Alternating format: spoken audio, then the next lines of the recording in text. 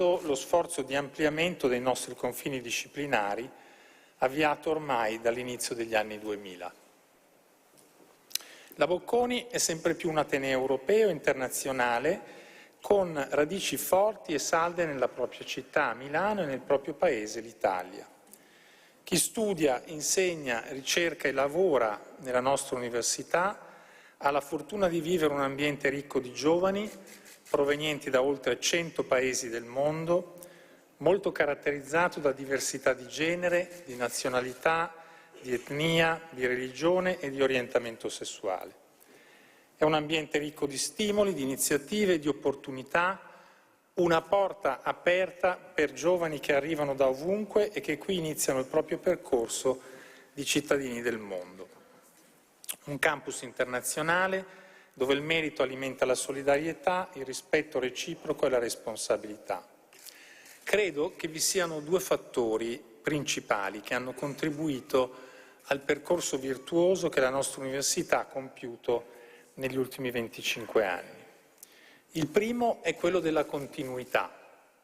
I rettori si alternano nel tempo, ognuno con le proprie priorità, ma sempre guidati da un piano strategico quinquennale formulato e approvato dal Consiglio di Amministrazione, il quale è ispirato ai medesimi principi: didattica di avanguardia, attività di ricerca di frontiera che contribuisca al progresso della conoscenza e al contempo sia rilevante d'impatto, apertura internazionale, inclusione e mobilità sociale.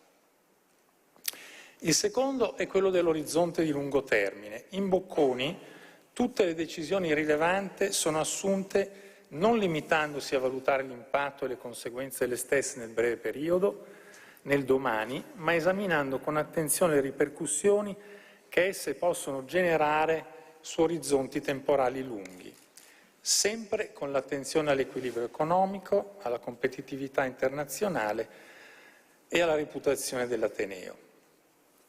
C'è un terzo fattore, specifico e idiosincratico, di cui solo la Bocconi ha potuto beneficiare e che sta alla base dei due che ho appena menzionato. Si tratta della persona che nel susseguirsi di rettori e consiglieri delegati ha visto alternarsi 7 rettori e 4 consiglieri delegati, ha tenuto ferma la direzione strategica dell'ateneo e salvaguardato la sua reputazione e la sua solidità economico-finanziaria. A lui credo vada il riconoscimento di tutta la comunità bocconiana.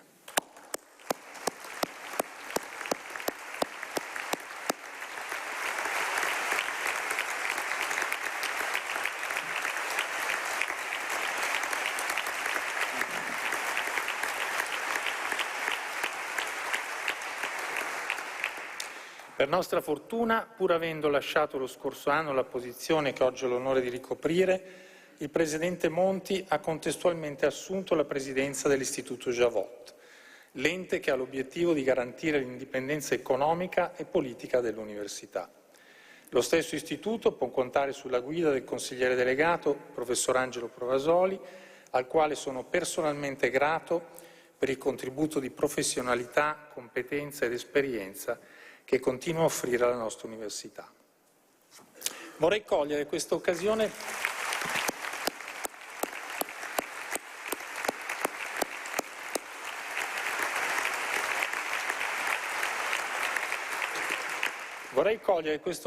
per esprimere il mio personale ringraziamento al professor Guido Tabellini, vicepresidente dell'Università, il quale ha accettato, nonostante i suoi numerosi impegni, di essere al mio fianco in questo delicato compito di raccolta del testimone della Presidenza dell'Università. Lo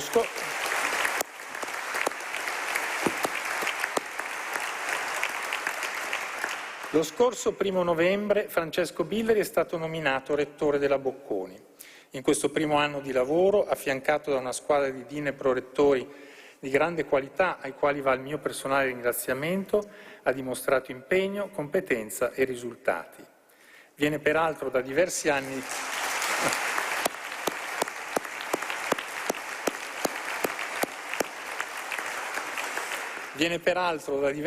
di esperienza di governo dell'Ateneo nel suo ruolo di prorettore prima al fundraising e poi alla faculty. A fronte del processo di cambiamento dei vertici della governance dell'Università, conclusosi lo scorso anno, la continuità è stata garantita dal consigliere delegato Riccardo Taranto, che ringrazio per l'impegno e la professionalità che dimostra ogni giorno nel seguire le numerose attività che sono sotto la sua responsabilità.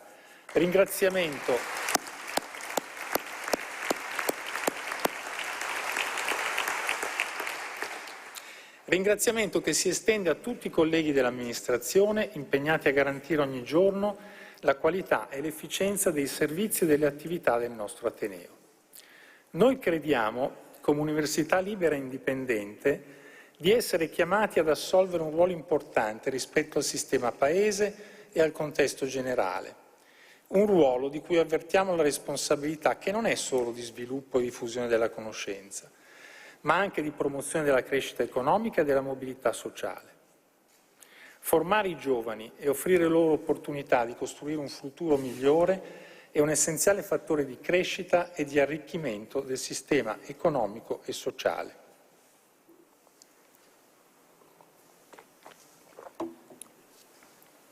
Sono numerosi gli alunni che ricordano con gratitudine quel che talvolta diamo per scontato. La Bocconi da sempre, per moltissimi studenti, è stata una grande opportunità alla quale hanno avuto accesso grazie al supporto garantito dall'Ateneo. Un supporto, per decisione unanime del Consiglio di Amministrazione, destinato a crescere ulteriormente per gli studenti provenienti da famiglie con redditi bassi.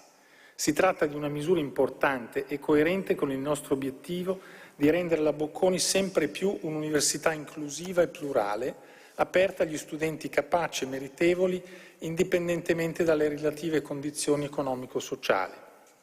Secondo il connubio, merito-solidarietà. Desidero cogliere questa occasione per ringraziare i membri del nostro Consiglio di Amministrazione per il supporto e gli spunti critici e costruttivi che offrono al miglioramento del processo decisionale e gestionale della Bocconi.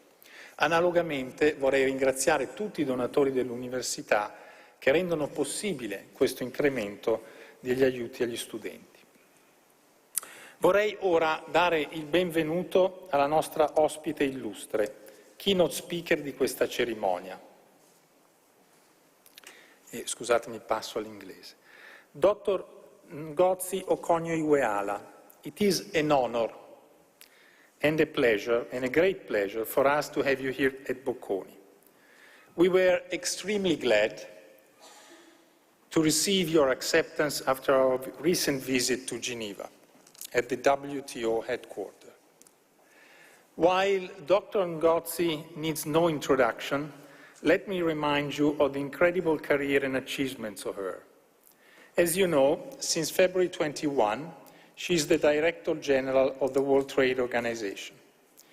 Previously, Dr. NGOZI has been Minister of Finance of Nigeria and has been working for over 25 years as an economist at the World Bank, covering a number of significant leadership roles. She holds a Bachelor in Economics from Harvard University and a PhD from MIT.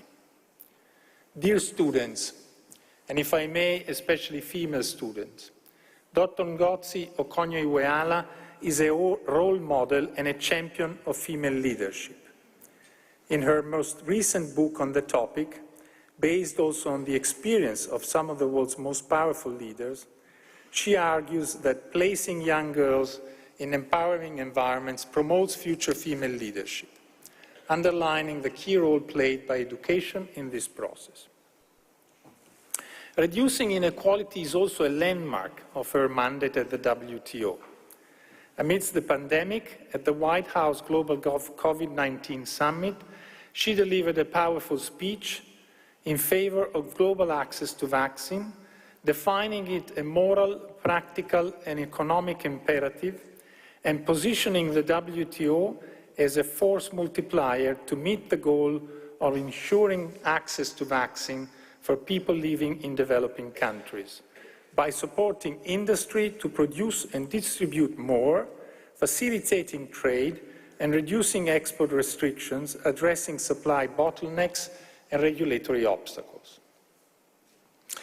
I believe that having the leader of the WTO addressing the Bocconi community today is particularly relevant, given the difficult challenges that we are facing.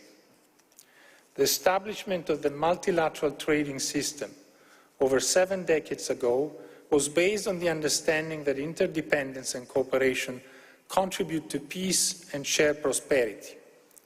More recently, however, these beliefs have been impaired by uncertainties and fears that globalization exposes countries to excessive risks.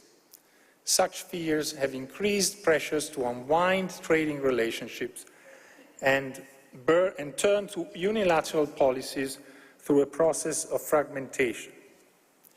As recently highlighted by the World Trade Report, produced by the WTO, international trade has historically proved to be not only a powerful force behind economic growth and development, but also a source of security and peace, a driver of poverty reduction, and a critical tool for addressing climate change. The report argues that to make our economies more secure, inclusive, and sustainable, re-globalization is a much more effective solution to global challenges than fragmentation, especially if we will succeed in including developing economies with the right business environment in the process. The argument is very simple. Global problems, like the ones we are facing today, need global solutions to be achieved through international cooperation. Or, to quote an Italian predecessor of Dr. NGOZI-IWEALA as WTO Director-General, Ambassador Renato Ruggero, we need to look at the policy challenges we face as pieces of an interconnected puzzle. Dr. NGOZI-IWEALA, our universities has always been a strong supporter of open societies, open economies, and free trade. It will be a pleasure to listen to you, Director General. Thank you.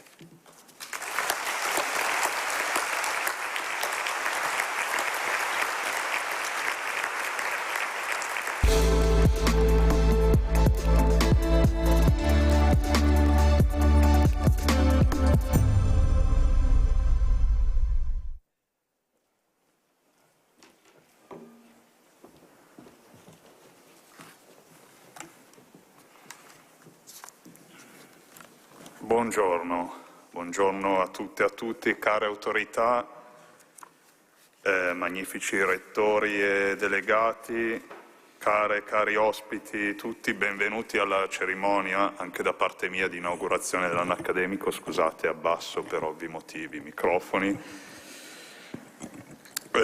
Parlerò in inglese, potete seguire il discorso attraverso la traduzione simultanea oppure leggendo la versione online che potete trovare inquadrando, se non l'avete già fatto, e scaricare attraverso questo QR code, per essere moderno.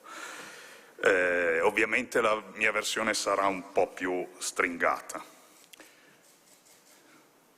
Dear authorities, dear guests, dear students, dear staff, alumni, faculty and researchers, friends and colleagues, welcome to this year's opening ceremony.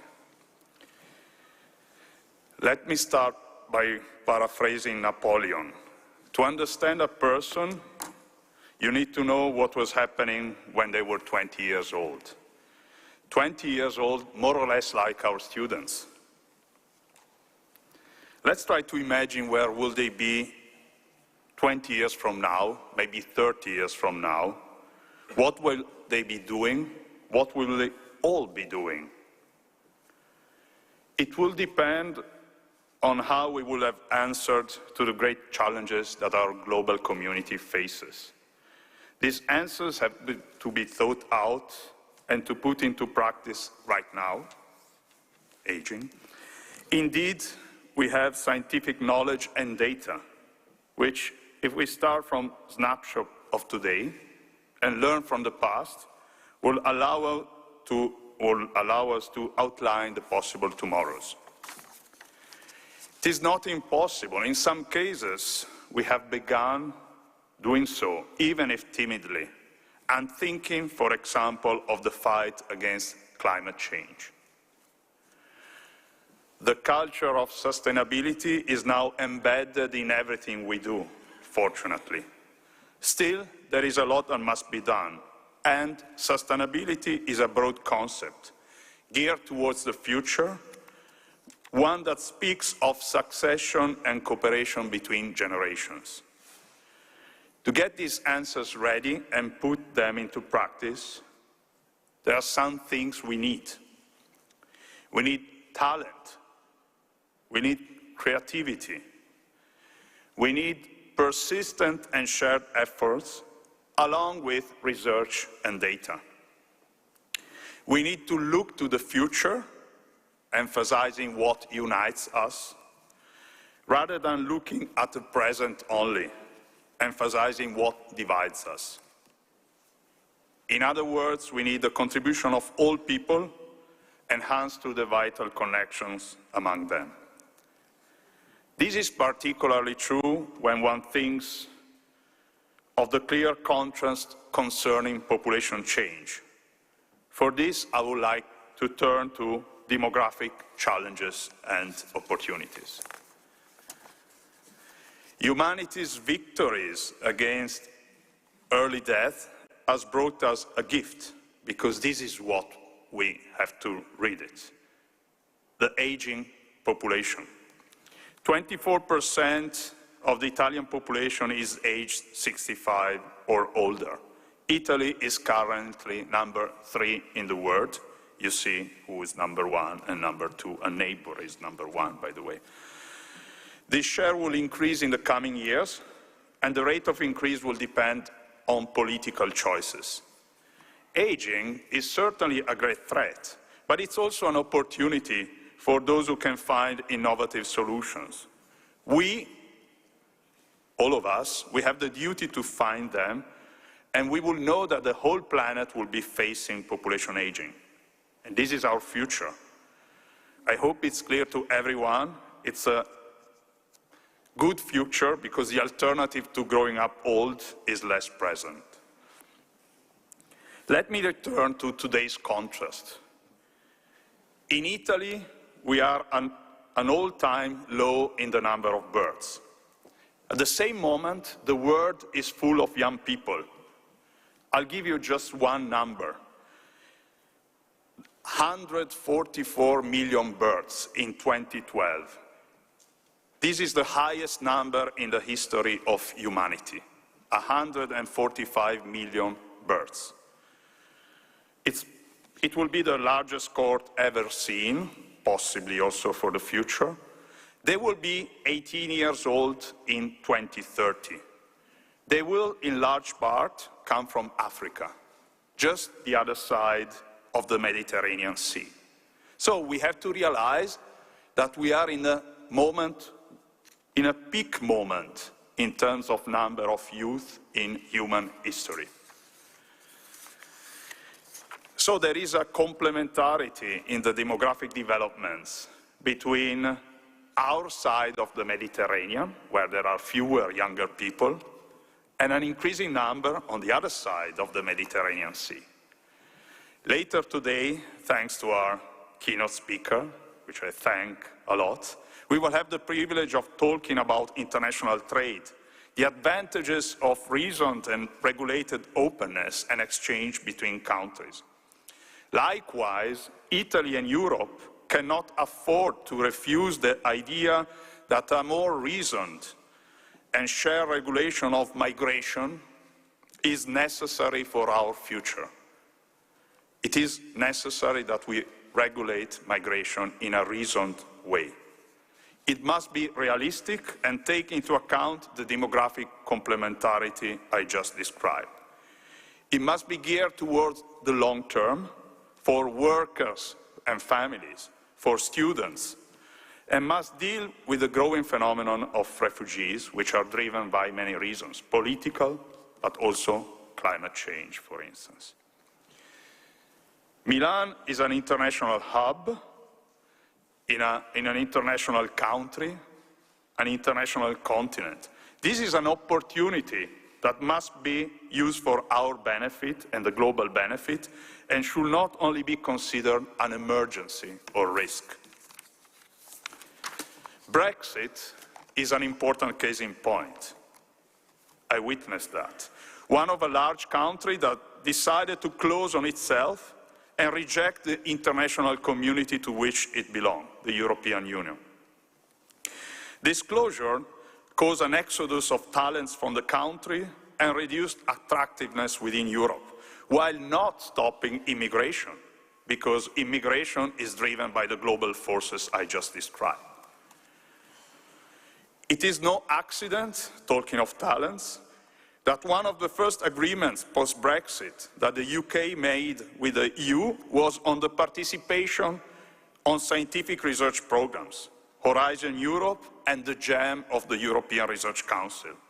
Taking part in the most prestigious competition for basic science funding means, in fact, having a better possibility to attract and retain most talented scholars, as we have learned at Bocconi. But I will be coming back to this. Migration policies must therefore be reasoned and oriented to long term, and it's necessary for all European countries to realize that they are immigration countries. This was a realization that Germany made some years ago. For these reasons, the integration of those entering schools, universities, and the workforce will have to be central policies for the coming decades. Let me mention another contrast, for Italy in particular. While the number of births and young people is dropping, our educational system is failing to get many children and young people to attain the basic skills that we need. Many young people remain excluded, even among the youngest generations. According to Invalsi, when they get to the end of the high school, nearly 1 in 2 students do not know Italian sufficiently well. Similarly sad is the situation in mathematics. A slight positive signal is English, the learning of which has improved over the years, maybe thanks more to the digital revolution and the general access to content in the lingua franca of our age than compared to our educational system. Moreover, Italy has too low a portion of university graduates. The country, therefore, is not sufficiently attractive also for graduates from abroad. Fewer than 30% of young Italians between 25 and 34 years of age have a university degree. We are very far from South Korea, 70%. 30% Italy, 70% South Korea, but also from our neighbors like France and Spain. So it is not a surprise that Italy is #1 in the EU on young people who are not in education, employment and training. And we have the lowest labor force participation in the EU, in particular for women, but also for men. So the situation of today is a consequence of a primary and secondary educational system that is in large part anchored to an educational reform, Gentile reform, which was passed in 1923, 100 years ago, responding to the needs and the dominant thinking of a world that no longer exists. If we do not take action and reverse course, today's 20-year-olds will find themselves in a society that is too old to take care of itself and of the environment, with too few young people and even less talent. This is why today I want to start again from universities, their role, and in particular from our university, which has been designed, organized and nurtured with the objective of having a positive impact on people and society. Changing the world and changing lives for our 20-year-olds of today and tomorrow. The university is a community. It is a beautiful piece of the world made of people and connections among people. It is truly fundamental for Bocconi to always be open to the world. Today, we celebrate this community of ours, which is both local and global. Our stage symbolically represents our community, young students, faculty and researchers, staff and alumni. A community that brings together 114 nationalities who predominantly use English in their interactions and study Italian in order to integrate into our country. A community of more than 15,000 students, 26% of whom are international, 424 core faculty professors, 1/4 international, 713 staff members, almost 8% international. A community that for a semester each year welcomes almost 2,000 exchange students coming from 286 partner universities, with an equal number of Bocconi students attending the partner universities in the same period. In a functioning community, diversity is always wealth and never impoverishment. Also, Bocconi draws strength from its own diversity. We are committed towards fostering programs that enable highly capable and motivated first-generation students who come from low-income families to attend our universities, as well as refugees and displaced persons, in collaborations with institutions that operate directly on the ground. 34 young refugees and displaced students from Africa, Asia, and Europe are building their future and that of their families and communities at Bocconi. Attending Bocconi will change the students' lives, just as in more than 120 years of history, it has changed the life of many of our alumni, including myself. Changing lives, this is a commitment that Bocconi makes with all of its students who are selected based on merit only. Attending Bocconi must not and cannot be only for the economically privileged. Yet, an institution like ours, which is not for profit and aspires to have a global impact, must constantly pay attention to budget sustainability and seek continuous improvements in teaching, research, and campus life. We're going to keep our values: independence, integrity, respect, openness, pluralism, inclusion, merit, equity, and responsibility. The university must always bear in mind the key role of being a social elevator, which is a North Star for us. At Bocconi, 4,236 students have received financial aid in the form of scholarships or grants, more than 30% of the student body. In particular, 10% of our enrolled students have their aid covering the entire amount of tuition fees. For some students, this was made possible also by an additional scholarship with inclusion of room and board and additional services. 78% of the total amount of funds allocated to student aid comes from our donors and from the university budget. The remaining 22% is covered by regional and national government funds. These results are possible thanks to alumni of so many generations that have supported Bocconi in the spirit that was born in 1906, when the first cohort of graduates founded the first association. I'd like to thank in particular all the companies, foundations, and so many individuals who support us and make possible the dreams of so many students.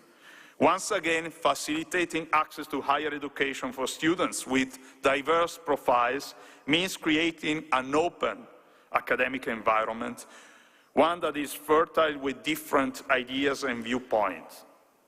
It means, moreover, being a university that is really an active instrument to support social mobility, inclusion, and diversity. Thank you, and thank you.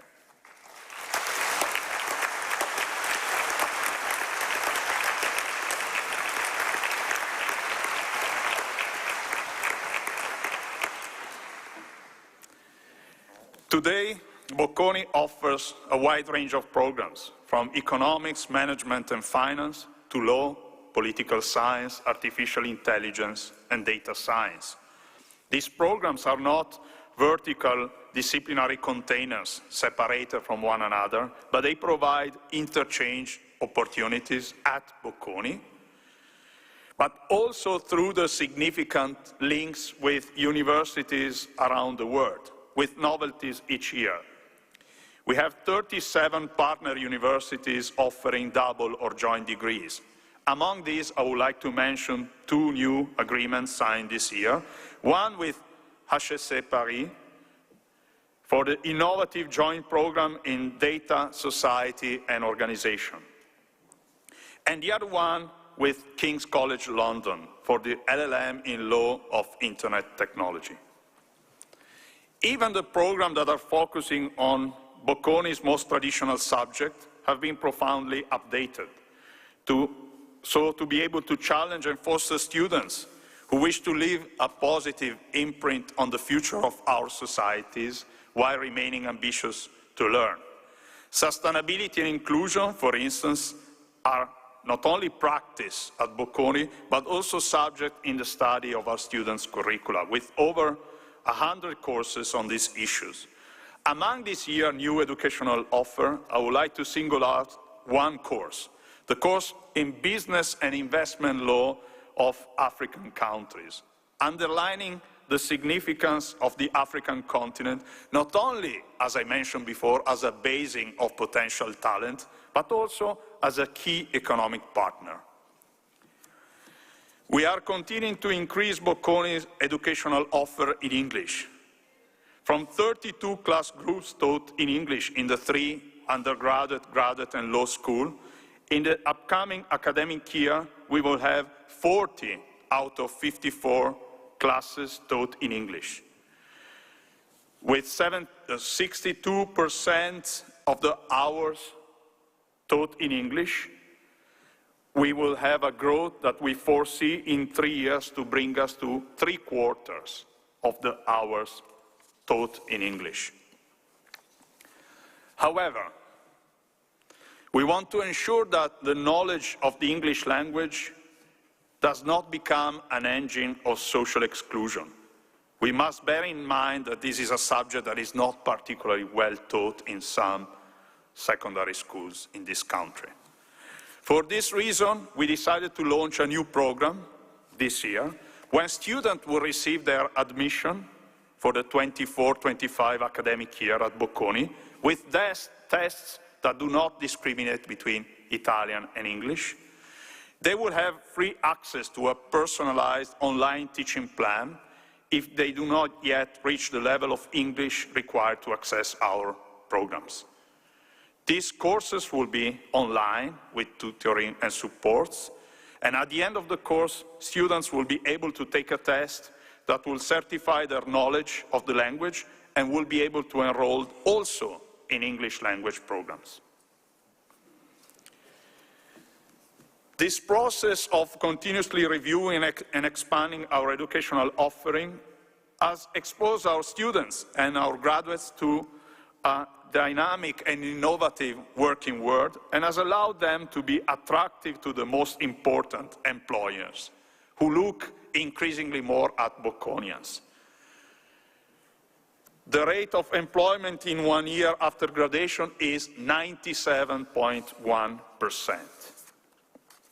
36% of our graduates work outside Italy, with almost 5,000 internships activated in 22% of which outside Italy. I'd like to thank the dedicated and committed staff who deals with this complex but fundamental topic, dealing with employers, organizing career and recruitment initiatives with many partners. Thank you very much.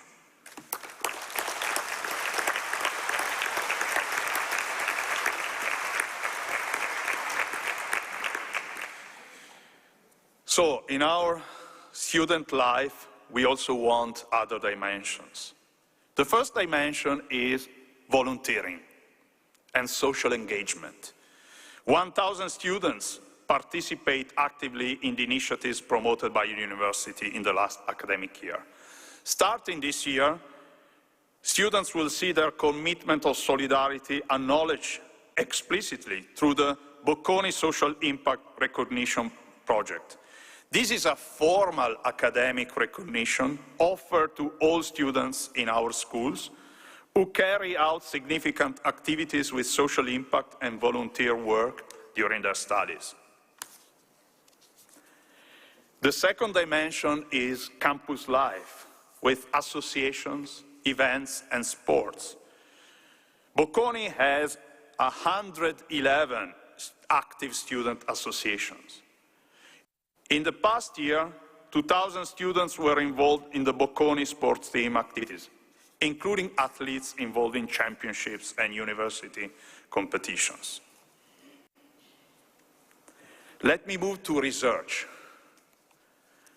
Bocconi is a research university with an exceptional faculty, and it is contributing with scientific knowledge that has an impact on the world. Research is also embedded in our teaching model. Research that matters, by the way, needs circulation and international collaboration in the same way as we need air to breathe. Leading-edge research is in many cases based on individual creativity through projects conceived and managed in person by principal investigators who coordinate a team of scholars. This has been the case of the gold standard for the recent years, European Research Council grants. Bocconi has been focusing on the ERC for some time. Our offices have significantly supported the preparation of applications. Many colleagues have advised and challenged applicants during mock interviews. As a consequence of this collective and individual effort, we have a fantastic result. The cumulative number of ERC grants has reached 61. We are the leader in Italy in absolute terms. And we are the first in Europe in some areas. For instance, in the SH1 sectors, individuals, market, and organization. Overall, Bocconi has obtained almost 90 million euros in funding from the ERC. I'm particularly proud of the results obtained with the last 2 ERC calls for younger scholars. Bocconi was awarded, actually Bocconi scholars were awarded 11 ERC starting grants, 4 of which went to women. We had also 3 senior grants, but cutting-edge research in many cases needs to network. Our networks extend throughout Europe and Italy in collaboration with other universities and institutions. At the European level, Bocconi obtained significant funding in the context of the Innovative Health Initiative and through Horizon Europe Research and Innovation Action. In Italy, Bocconi scholars have received awards from the Italian Science Fund through the research projects of national interest, calls, and from the Ministry of Enterprises and Made in Italy. In particular, FIS awarded 3 projects with more than 2 million euros, and we have an unprecedented record number of 58. So remember, we have a bit more than 400 core faculty, 58 print projects with more than 5 million euros in collaboration also with other Italian institutions. The value and impact of Bocconi research are also acknowledged by the foundation and companies that fund our researchers. I wish to particularly thank Fondazione Cariplo for supporting 3 new projects. For these results, I thank our researchers, our staff, everyone who has worked on this. But once the funding is obtained, research goes on. Many researchers have also been recruited to work on these projects, including some of our students who contribute as research assistants for a unique educational experience. This year, Bocconi further consolidates its role in impactful research on Europe and on the debate about the future of Europe. We created the Institute for European Policy Making, unveiled last December at a beautiful and moving event attended by President Mattarella and President von der Leyen. In addition to being a true testimony of gratitude and esteem toward Mario Monti, who is its honorary president, the Institute is establishing itself as a think tank very quickly. The interface between research and education is also illustrated by named chairs assigned to professors who are distinguished researchers with direct impact on their teaching. Here, support from institutions that are close to Bocconi is fundamental. 5 new chairs have been or will be inaugurated in the course of this year. For these chairs, I warmly thank Fondazione Romeo e Enrica Invernizzi, with 3 chairs, De Agostini and Generale. I also thank Anten IP for their renewed support.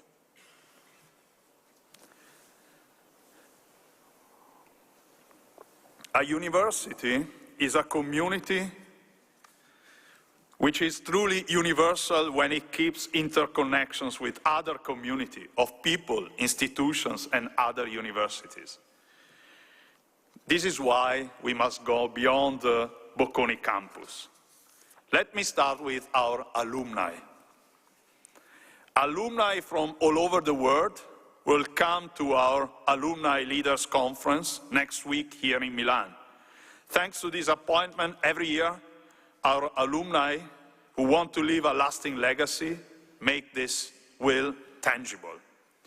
The spirit of generational solidarity is the binding force of the Bocconi alumni community, along with networking and lifelong learning for personal and community growth. Alumni donate individually, share our values, believe in philanthropy, and organize social events to donate together. For the Solidarity competition launched during our Christmas party, the winners were the Paris chapter, Merci Paris, and the Leva 89 group with the highest number of donations. Across the pond, a new Bocconi American Fund was launched to support our university. Our alumni donate their time and energy to mentor younger students, and this is done in collaboration with our career service activities.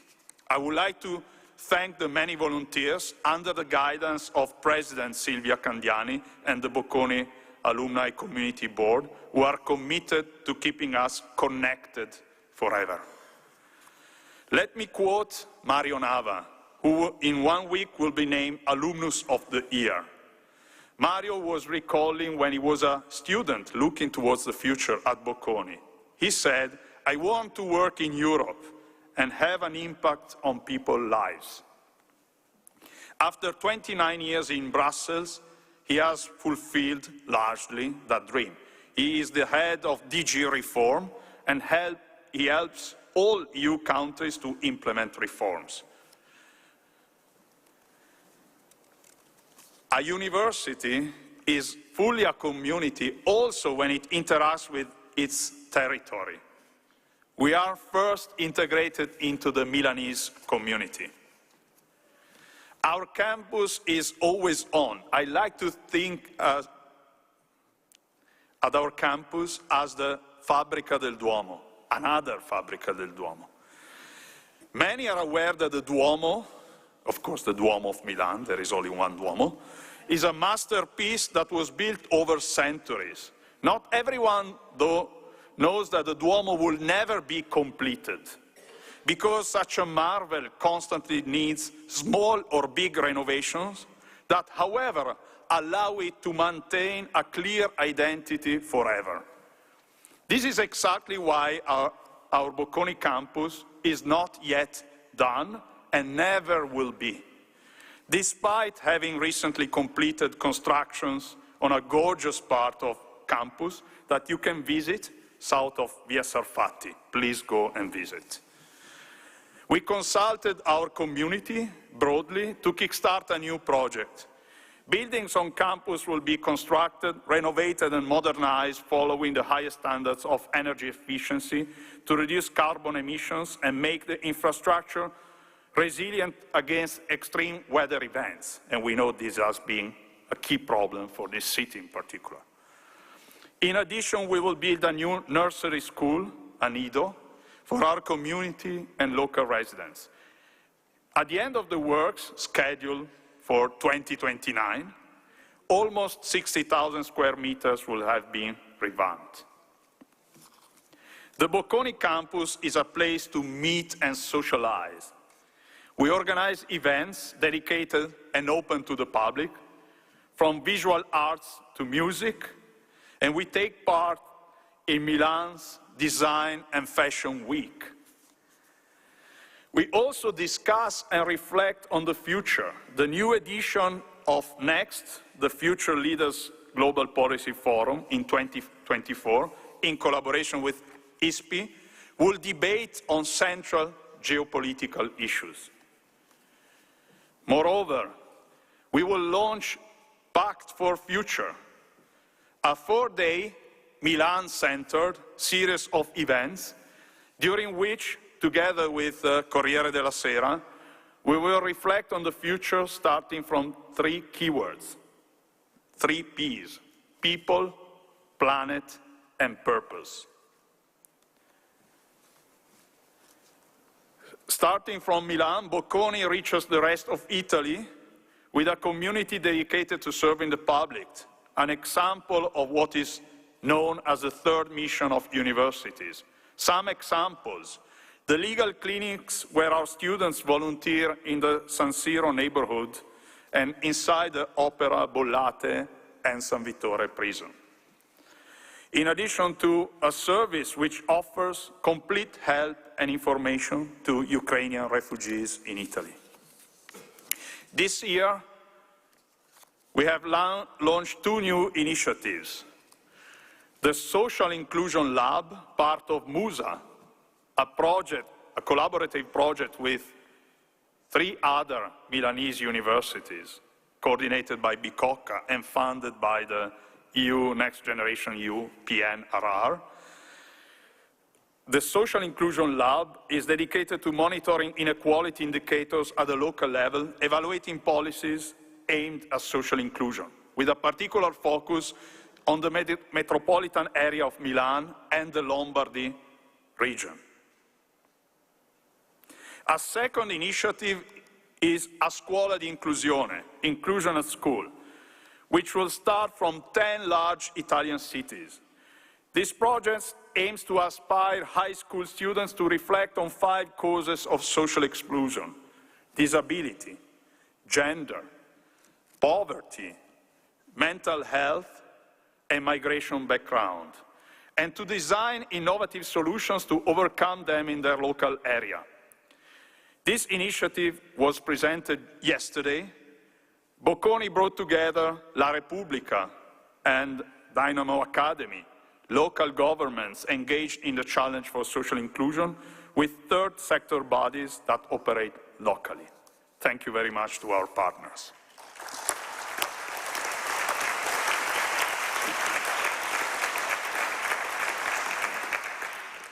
It's going to be exciting. Bocconi has always been tied with the leading agents of economic and social growth. Entrepreneurs, new founders, managers, professionals, and companies that focus on development. The Bocconi School of Management has been constantly placed among the top 5 in Europe, 4th in Europe in the Financial Times ranking of European Business School, and 3rd with its MBA.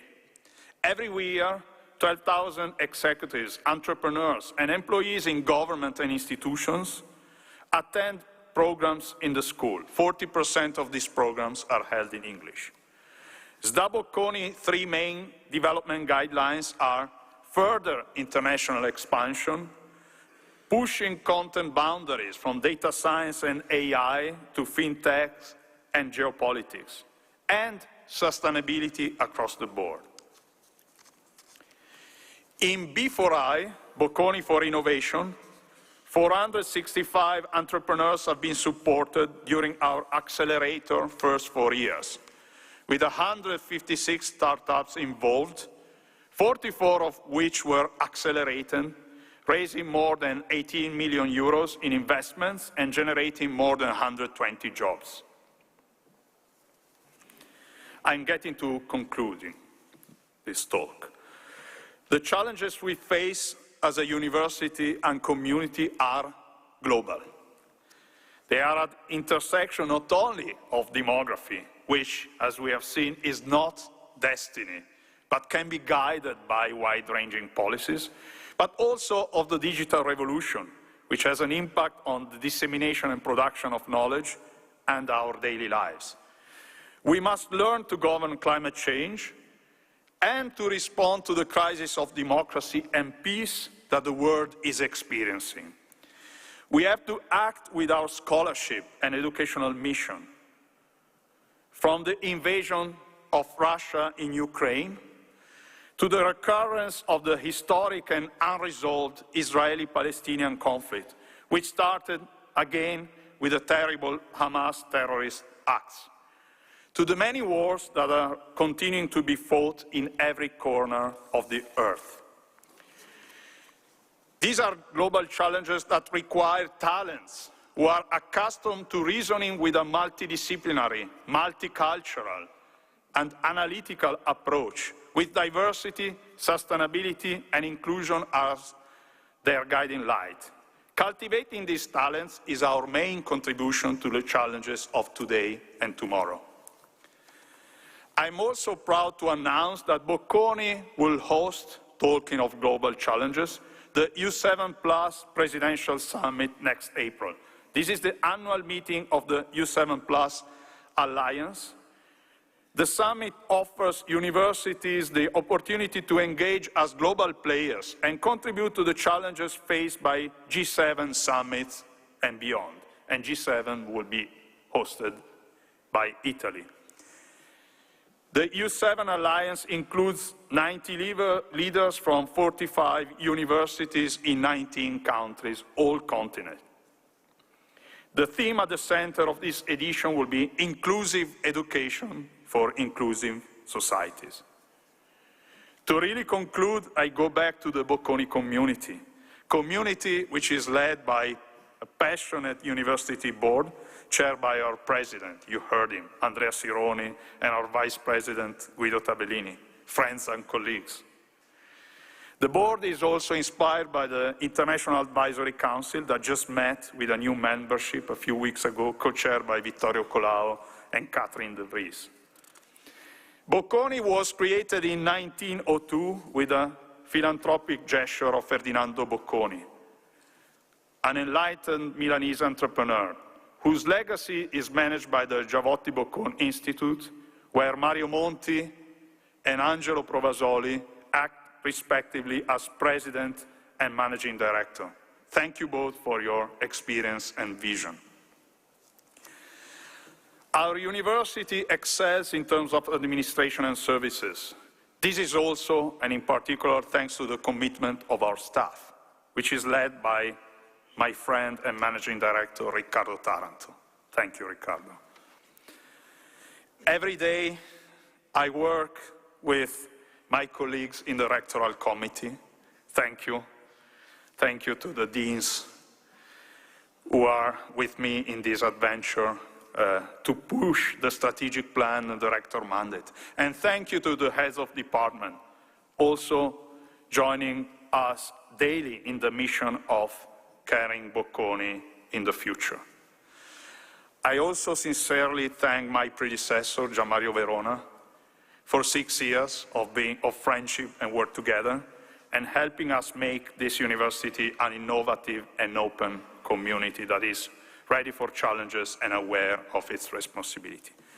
I also like to thank the people who at Bocconi look after me every day, Roberta Citterio, Andrea Gigante, and Valentina Manzoni.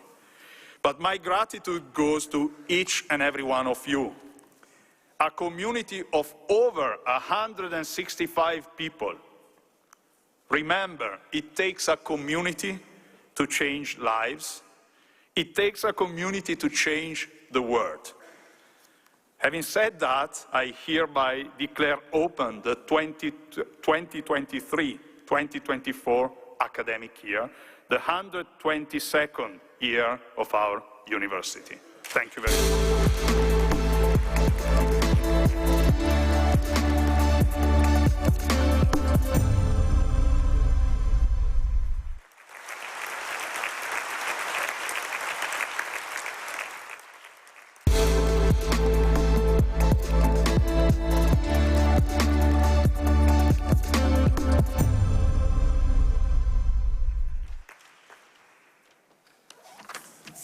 Thank you. That's a nice view. It's been a pleasure to listen to the incredible speeches that have been shared here today.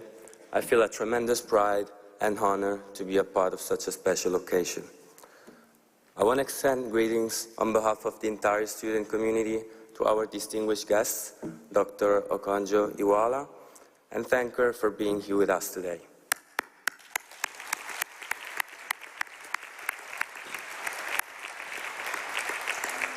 I spent a lot of time in the past few days trying to figure out what I was going to say today or what message I wanted to pass on. As I began the final phase of my academic journey, I ultimately decided to try and express what this place means to me and what's the most important lesson it has taught me so far. In my opinion, the intrinsic characteristic of this place is to always test our limits, not just academic-wise, but also character-wise, relationship-wise, and in the end, human-wise. Even though often it does feel overwhelming, this way I learned to appreciate the feeling of being consistently challenged and use that to learn more about myself and grow. Walking around campus every year as I return after the summer break, I can just feel that energy in the air and the excitement for what's in store for the new chapter. The variety and the dynamism that this place has to offer is something I never would have imagined before coming here. Sure, I had some expectations, but I just couldn't predict the amount of people I would meet, the activities that I would take part in, and the stimuli that I would be exposed to. If you want, you can ask my sister. She's right there. Today, as we stand on the threshold of a new academic year, we find ourselves in a place teeming with opportunities. They're not just confined to classrooms and lecture halls, but they await us at every twist and turn of this vibrant campus. The right opportunity can be a transformative force, and it can manifest in the most unexpected of ways. It could be joining an association that aligns with your passions, or maybe stepping onto the field as part of a sports team.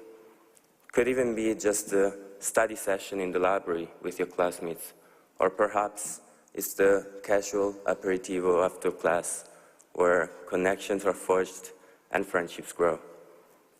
Before closing, I would like to thank our esteemed Rector, Professor BILLARI, our President, Professor SIRONI, the Managing Director, Mr. Taranto, and the entire administration for granting me this chance to speak and leave you with the wish for a new academic year full of new experiences and memories.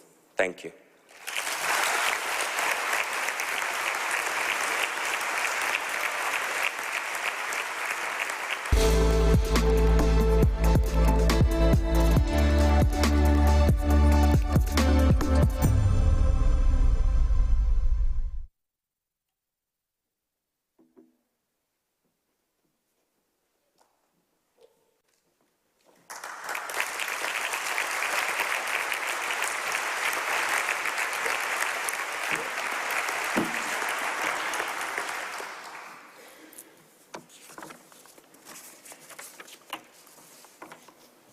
Dear President Andrea SIRONI, thank you for your kind introduction.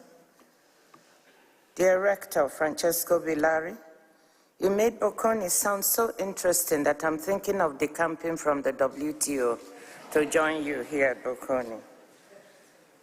Managing Director Riccardo Taranto, Professor Mario Monti, I really would like to acknowledge you and your amazing public service, not only to Italy, but to Europe and the world. Thank you. Faculty and staff, dear students and friends, I'm delighted to be here with you this morning at the opening of this academic year. As an economist by training, it is particularly special to be here. This university is widely recognized within Italy, across Europe and around the world as a top seat of learning in the social sciences, particularly in management and business administration. But in economics, you take it to another level. Over my career, I have either met or had the occasion to see the work of many impressive Italian economists in academia, the private sector, and public service.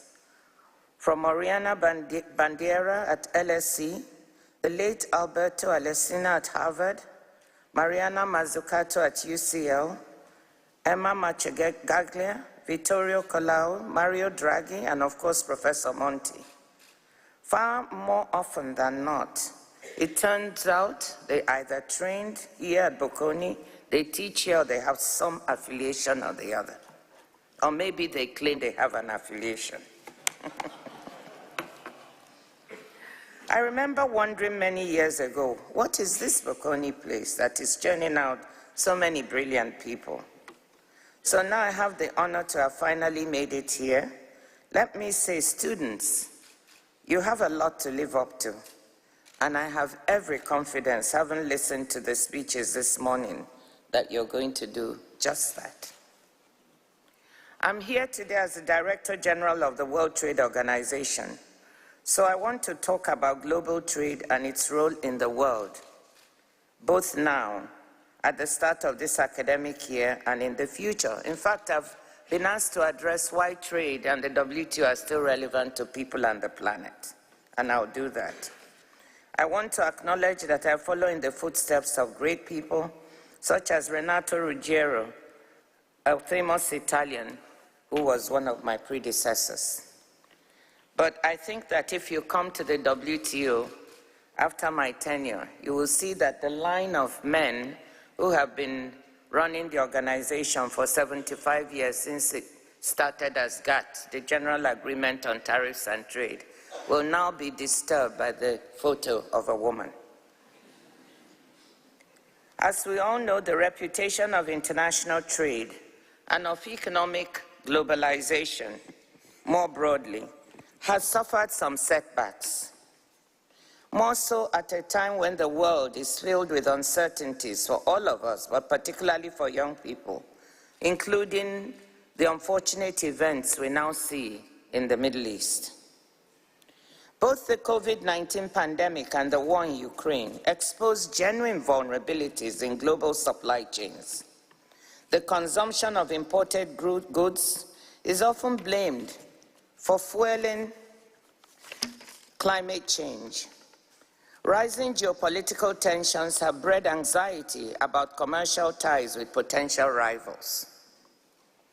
In response to these shocks and challenges, a growing chorus of voices has argued that instead of the increased economic interdependence that has defined the 3/4 of a century since the end of the Second World War, countries' pursuit of objectives like security, prosperity, and sustainability would be better served by greater economic independence.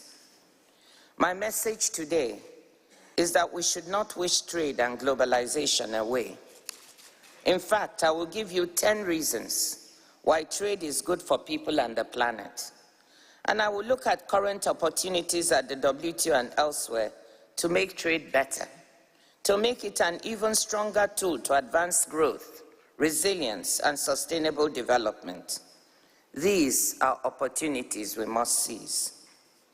Before I get into my list, let's take a step back and think about trade's role in the global economy.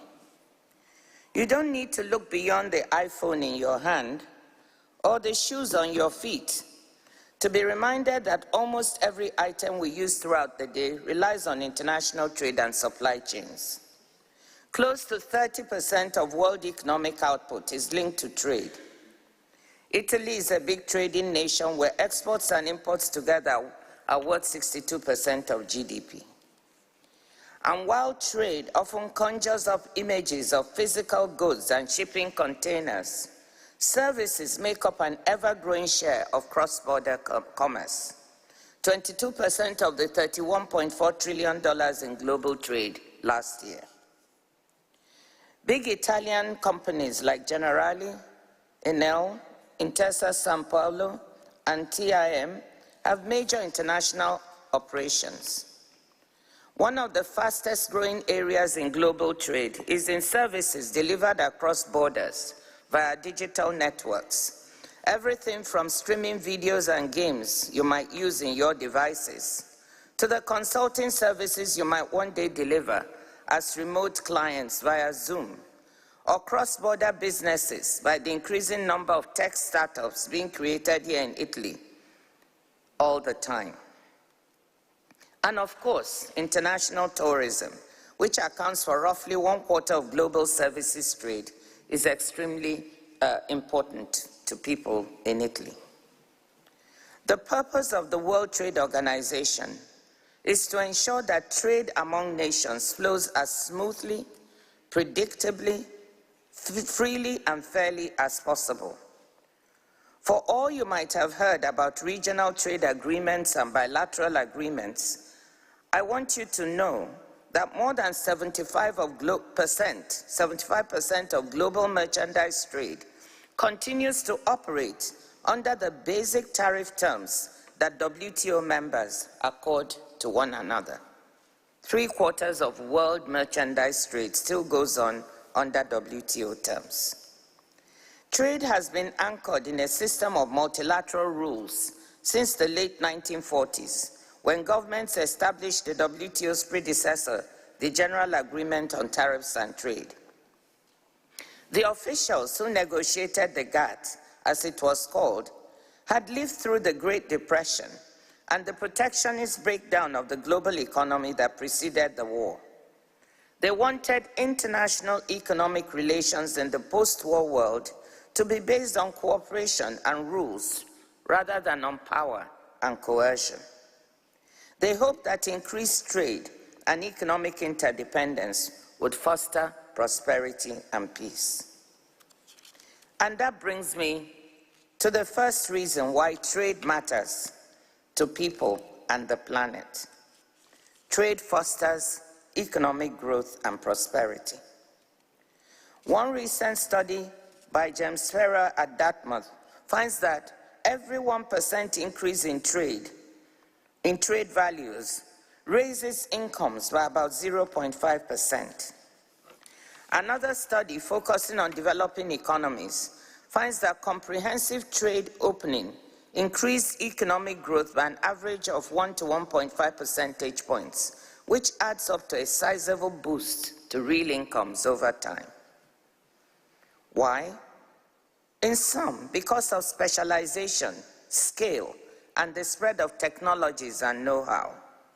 You see the impact of specialization in your own lives. By not having to grow your own food or make your own clothing and shelter, you free up a lot of time to do something you do better. That is, study at this excellent university. In a broadly similar vein, countries can raise income by specializing in and exporting whatever they are relatively good at making, often referred to as their comparative advantage, and importing other goods and services. Throughout history, trade has helped spread new productivity-enhancing technologies, from the automobile to computers to mRNA vaccines, from one place to the other. Without trade, all of us would be worse off. But economic prospects for poor countries with small home markets and a low technological base would be hit the hardest.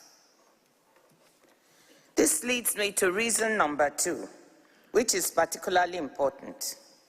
The acceleration in growth stimulated by increased trade in recent decades has led to an unprecedented reduction in extreme poverty. Between 1981 and 2019, lower and middle-income economies increased their share in global exports from 19 to 29%. Over that time, they reduced the share of their population subsisting on less than $2.15 a day, the poverty line, from 55% to 10%. For the world as a whole, the extreme poverty rate fell from 44 to 9%, according to World Bank data.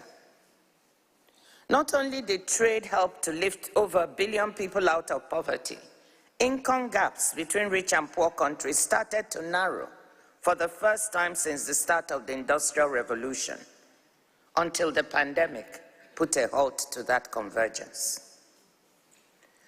Reason number 3, trade creates better jobs. Reason 3 deals with one way trade reduces poverty by creating better, well-paying jobs. Studies find that workers in exporting firms earn substantially higher wages than comparable workers in non-export firms. The wage premium ranges from 10% to more than double the average wage. Reason number 4, trade expands consumer choice. We are consumers as well as workers, which brings me to that reason 4.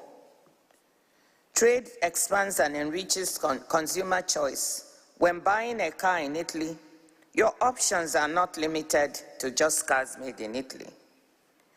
Wine drinkers in Geneva can enjoy not just Swiss wine, but also Italian, French, Chilean, Australian, and so on. A world without trade would be so much less interesting for consumers and so much more expensive. And that brings me to the next point, number 5. That world would also be a less competitive world, which leads to reason 5, that trade puts downward pressure on costs and prices. Businesses facing competition from imports will think twice before raising prices, since it might cost them market share. Open trade lets companies source inputs from wherever they get the optimal balance between price and quality. A considerable body of economic research shows that the rise of modern supply chains has been disinflationary, and that openness to trade decreases average markups. The disinflationary impacts of open trade are particularly relevant now when inflation in many places remains stubbornly high, and central banks might have to keep interest rates higher for longer. And I tell you why I think this is so important. For the first time in quite a long time, central bankers, both in the US and here in Europe, have been wanting to hear from the WTO just what are the trends in trade, because this might help them think about how to manage the inflationary spirals that we are seeing. Reason 6, the benefits of trade extend well beyond the purely economic. Reason number 6 about why trade is important for people and planet is about the key role that trade plays in accelerating the low-carbon transition. By diffusing green goods and services throughout the world and by driving down the cost of decarbonization.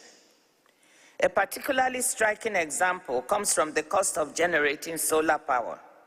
Over the past 40 years, prices of solar voltaic modules have fallen by over 99%. WTO economists estimate that 40% of the cost decline came from scale economies made possible in part by global trade. One study estimates that domestic sourcing requirements would have raised solar installation prices in China, Germany, and the USA by between 54% and 107%. Higher prices would almost certainly have meant less uptake and more greenhouse gas emissions. It would be a mistake to forego similar gains for new decarbonization solutions like green hydrogen to replace fossil fuels in hard-to-abate sectors. A related benefit is that export market pull from environmentally conscious consumers can incentivize businesses to invest in greener production. A recent study of Chilean companies shows that a 10% increase in a firm's export to high-income countries was associated with a 16% decline in that firm's pollution intensity. Reason number 7, trade is indispensable for food security. About 1 in 5 calories consumed around the world is traded across international borders. Many people do not think about that. Many countries import the majority of their food, so open and predictable trade is an essential mechanism for people to access affordable food. And trade is only going to become more important for food security as our changing climate alters rainfall and weather patterns, turning today's bread baskets into tomorrow's net importers, and possibly vice versa. My 8th reason goes back to the founding rationale for the multilateral trading system, that trade fosters interdependence, mutual understanding, and peace. This might sound implausible in light of today's conflicts and geopolitical tensions. But the past 7 decades of peace among great powers has been unusually long by historical standards, long enough that I fear we are taking it for granted. There is a distinction between interdependence and overdependence that I will come back to. But do we really believe the world would be more tranquil today if major powers had fewer economic ties and hence no material stake in each other's stability and prosperity? The empirical evidence suggests that on balance, while trade certainly cannot prevent conflict altogether, it has contributed positively to peace among nations. A rising share of trade in global economic output is strongly correlated with a lower probability of conflict. Some work on bilateral trade flows cited in our recent World Trade Report shows that doubling of trade between 2 economies reduces the probability of conflict between them by 20% on average. Reason number 9 has touched all of our lives over the past 3.5 years. Trade is a critical shock absorber in times of crisis. During the COVID-19 pandemic, trade and supply chains were vital for ramping up the production and distribution of medical supplies. Once safe and effective vaccines were developed, inputs and components from as many as 19 countries went into manufacturing billions of doses at scale. Without trade, shortages would have been even more acute than they were, and they would have lasted longer. Open global markets have been a lifeline for people and countries trying to cope with the impacts of the war in Ukraine. For instance, when Ethiopia was cut off from imports of Ukrainian grain, it was able to source wheat from the US and Argentina. In the wake of earthquakes and extreme weather events, trade allows affected people and areas to swiftly access essential goods and services, making it an important force for disaster resilience and climate adaptation.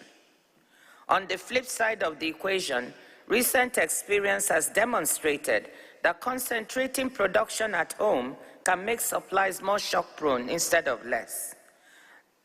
The United States was making virtually all infant formula domestically, but the temporary shutdown of one major production facility led to severe and heart-rending shortages. It was imports, authorized on an emergency basis, that helped save the day. And finally, my 10th and last reason is that trade has been an ally of socioeconomic progress and inclusion. Women's economic empowerment is a case in point. Businesses involved in international trade employ more women. In developing countries, women make up 33% of the workforce in firms that engage in trade, compared with just 24% in non-exporting firms. And jobs in sectors more integrated into global value chains, are likelier to be formal and to pay better. To sum all this up, turning away from trade would not be good for people and the planet. A more fragmented global economy would almost certainly produce a world that is poorer, with more people and places shut out of economic progress. A world in which supplies are more vulnerable to shocks instead of more resilient to them. We live in a time where many of the biggest problems we face transcend borders, and the spillover effects of national policies are larger than they used to be. In these times, we need more international cooperation to deliver effective solutions. Without cooperation on trade, getting to net zero by 2050, responding to other environmental problems, or preparing for future pandemics will all become harder and potentially impossible. But make no mistake, saying we shouldn't go backwards on trade is not the same as saying that the status quo is fine and we can afford to sit on our hands. We can and we must do better. For all of the gains globalization has delivered, many were left out. Poor countries that remained on the margins of the global division of labor. Communities in advanced economies where many workers lost jobs to import competition. This has led to a lot of populism. We also have to come to grips with the disruptions in global trade and supply chains provoked by the pandemic and the war in Ukraine. These problems, to be clear, had less to do with trade per se than with excessive concentration for a small number of products and supply relationships. The smart response to these problems is not to concentrate production at home or within a small group of friends. And I'll say to you what I always say, I'm not against friendshoring and reshoring. Inevitably, some of that will take place. But as we talk about friendshoring, we always need to ask ourselves, who is a friend? A friend today might become a non-friend tomorrow. So, these all have risks of their own. That is why we say that the better way forward is what we at the WTO are calling re-globalization. The challenges facing global trade today should be reconceptualized and reimagined as opportunities to diversify and deconcentrate global production networks. By drawing in countries and communities currently on the margins of supply chains in Africa, Latin America, and Asia, but also in struggling parts of rich countries, we can build a more resilient world economy. We can preemptively reduce the number of potential bottlenecks in future crises, while boosting growth and job creation in the places that need them most. We can enjoy the benefits of interdependence without the over-dependence that becomes easy for countries to weaponize. Successful re-globalization requires an open and predictable global economy anchored in a strong WTO. WTO members have been moving in the right direction on sustainability. The agreement they reached last year on curbing harmful fisheries subsidies will help the recovery of depleted marine stocks, whilst freeing up billions, $22 billion to be exact, worth of tax revenue used in trade-distorting subsidies for better purposes. There are many more exciting opportunities to improve trade, to better serve both people and the planet. And ongoing efforts at the WTO are seeking to capitalize on these opportunities. I mentioned earlier the rapid growth in services, particularly digitally delivered services trade. Surveys in Africa suggest that micro, small, and medium enterprises, and particularly women-owned businesses, do better in online trade than in offline trade. At the WTO, members are working to lower regulatory obstacles to services trade, to facilitate investment, and to set out some basic global rules to govern digital trade. At COP28 in Dubai next month, the WTO Secretariat will unveil a menu of 10 ways, you know I like the number 10, 10 ways the governments can use trade policies to accelerate the pursuit of net zero by 2050. Let me just cite 2 examples. By lowering their own tariffs on renewable energy products, governments can make them cheaper so that they can incentivize uptake. Second, the more than $1 trillion in subsidies encouraging fossil fuel production, consumption, and the over $600 billion in subsidies, trade-distorting subsidies to agricultural producers could, like the $22 billion in harmful fisheries subsidies I just cited, be put to better use for climate finance. Now the world is struggling and grappling with how to raise resources to help developing countries manage the transition to net zero. The developed world has not been able to come up with the $100 billion a year promised. It's taking so long, and yet I've just cited to you over $1.6 trillion in harmful subsidies that are not only trade distortionary, but also harmful to the environment that should be phased out. Why can't we repurpose this for climate finance? Government procurement is another area. Government procurement is a $13 trillion global market, accounting for about 13% of global emissions and output. Here too, countries can shift public purchases of goods and services in a greener direction. Ladies and gentlemen, I want to conclude. But let me conclude by coming back to where I started. We stand at a crossroads. One path forward is based on cooperation, rules, and continued integration. The other path is uncertainty and fragmentation. We know which path is better, especially for students with full lives and careers ahead of them. All we ask is that we all work together as a global community to take the right path. Let me thank you and wish you the most fruitful and stimulating academic year possible. Thank you.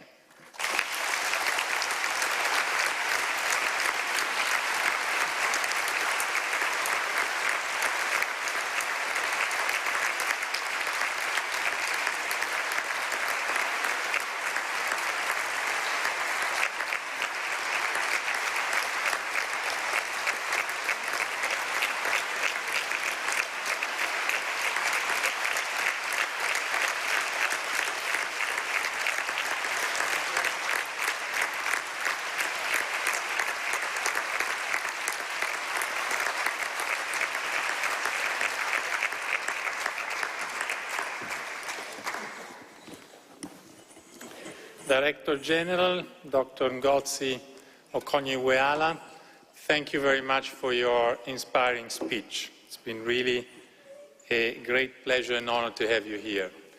A tutti, grazie mille per aver partecipato a questa cerimonia. La cerimonia è finita e grazie ancora a tutti.